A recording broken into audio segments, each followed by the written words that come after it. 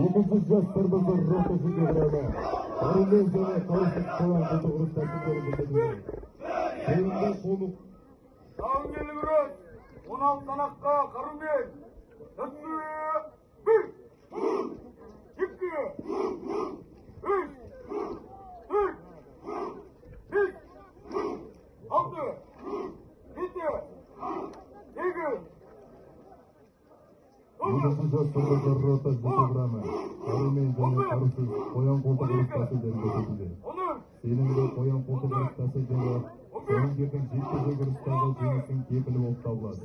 Жетекшісі екінші жастар базар ротасының зор сержанты, үшінші сыныпты сержант Вайс Бодолев. Личный состав второй роты молодых солдат.